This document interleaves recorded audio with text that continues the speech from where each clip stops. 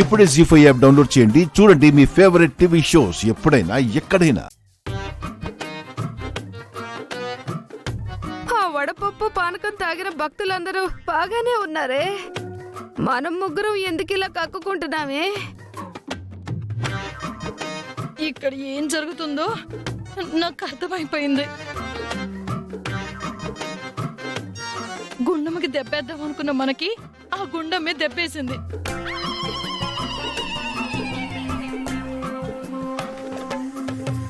మందు కలిపిన ప్రసాదాన్ని అది మనకే పంచిందే. అయితే మళ్ళీ మనం దెబ్బడిపోయామన్నమాట.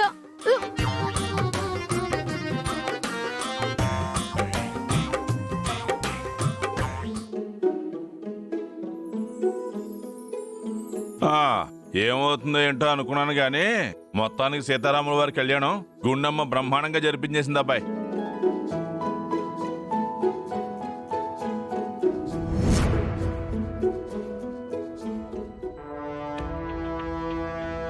అవునండి, పెళ్లి పెద్దల్లా కళ్యాణ మండపంలో నా కొడుకు కోడలు కూర్చొని ఆ సీతారాముల కళ్యాణం జరిపించారు. నా కోడల్ని నమ్మి ఆలయ ధర్మకర్త బాధ్యతలు అప్పగించినందుకు ఆ బాధ్యతలు సమర్థవంతంగా నిర్వర్తించిందండి.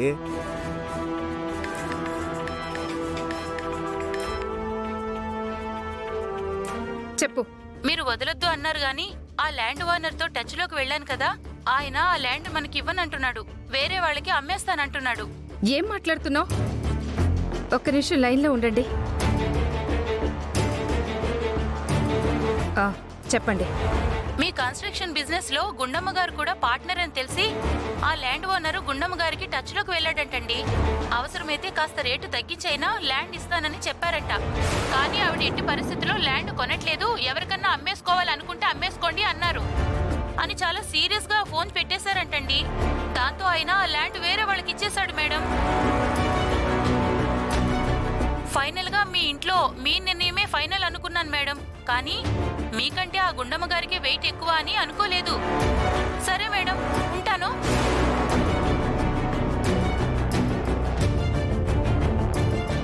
ఏంటి ఫోన్ మాట్లాడేసరికి దాని ఫేస్ లో అంత చేంజ్ వచ్చింది? ఏమో.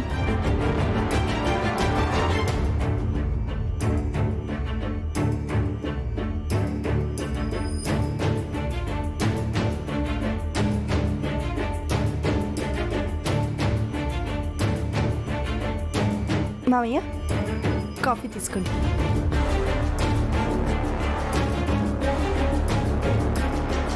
గుండమ్మ,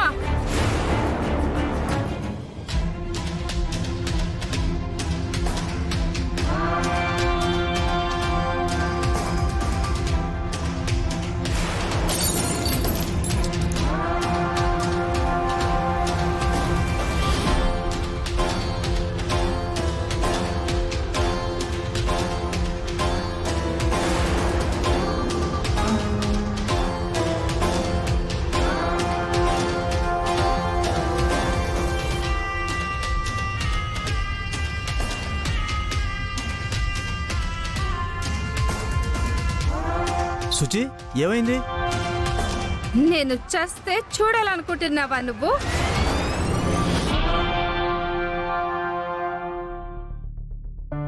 ఏమైంది? నీ కోడలు నాకు నా భర్త దగ్గరే కాకుండా బయట కూడా నాకు విలువ లేకుండా చేస్తుంది.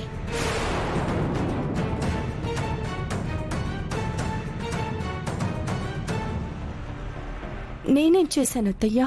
భవానీ నగర్ దగ్గర నేను కొనాలనుకున్న ల్యాండ్ ఓనర్ నీకు ఫోన్ చేశాడా లేదా? చేశాడు. ఏమన్నావు? ఆఫీస్లో మనం అందరం మాట్లాడుకున్నదే అతనితో కూడా చెప్పాను, ఆ ల్యాండ్ మనం కొనట్లేదు అని. ఎందుకు అలా చెప్పావు? అదేంటి పిన్ని, మనం ఆ ల్యాండ్ వద్దనుకున్నాం కదా. మీరొద్దనుకున్నారేమో కానీ నేను అలా అనుకోవట్లేదు.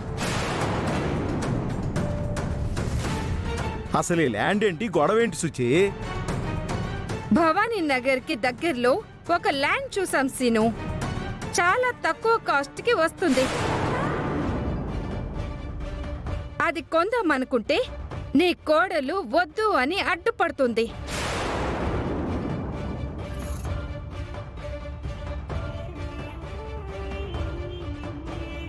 నేను కొంటాను అంటే ఈ కంపెనీలో 50% షేర్ హోల్డర్ నేను, నువ్వెవరు అని నన్ను తేలిగ్గా తీసి పడేసింది.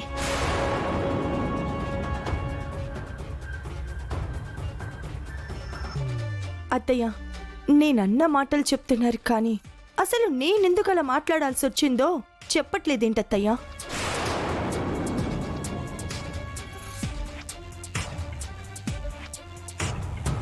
నాన్న, ఆ ల్యాండ్ దగ్గరలో కెమికల్ ఫ్యాక్టరీ ఉంది నాన్న. దానివల్ల అక్కడ వెంచర్ వేస్తే ఫ్లాట్స్ కొనుక్కున్న వాళ్ళ హెల్త్ పాడవుతుందని గుండమ్మ వద్దంటుంది. పిన్నేమో తక్కువ రేటుకు వస్తుందని చూస్తుంది, వదిన అక్కడ జనాల ఆరోగ్యం కోసం చూస్తుంది.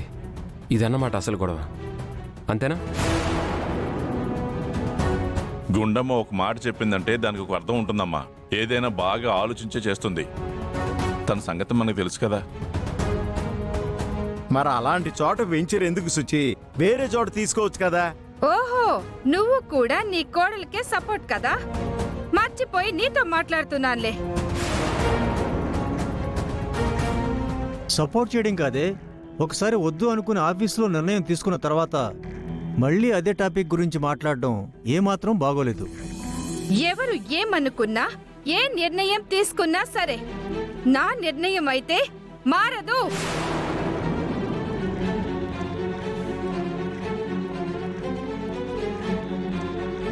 నేను ఆ ల్యాండ్ కొంటున్నాను అంతే.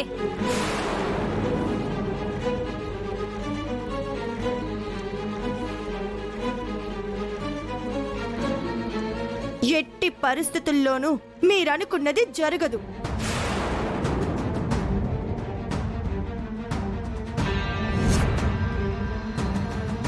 మీరదనుకుంటే నేనెందుకు అడ్డుపడుతున్నానా అని ఆలోచిస్తున్నారు కానీ అసలు నేను చెప్తుంది మంచికే అని మీకెందుకు అర్థం కావడం లేదు? ప్రజల ప్రాణాలతో వ్యాపారం చేయాల్సిన అవసరం మనకి లేదు. ఎప్పటికీ మన కంపెనీ అలా చెయ్యదత్తయ్యా. చూసావా, అది ఎంత పొగరుగా మాట్లాడుతుందో చూసావా? ఒసే, దాని డబ్బు దాని బిజినెసే, అదేదో చేసుకుంటుంది. మధ్యలో నువ్వు. అత్తయ్య, సమస్య ఇంకా పూర్తిగా మీకు అర్థం కావట్లేదు. దయచేసి ఈ విషయంలో మాత్రం మీరు కల్పించుకోవద్దు. ఆ ల్యాండ్ కొనడం అనేది జరగదు.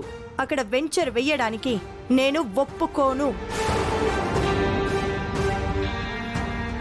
జీ5 యాప్ డౌన్లోడ్ చేసి అన్ని ఎపిసోడ్స్ పూర్తి ఉచితంగా చూడండి.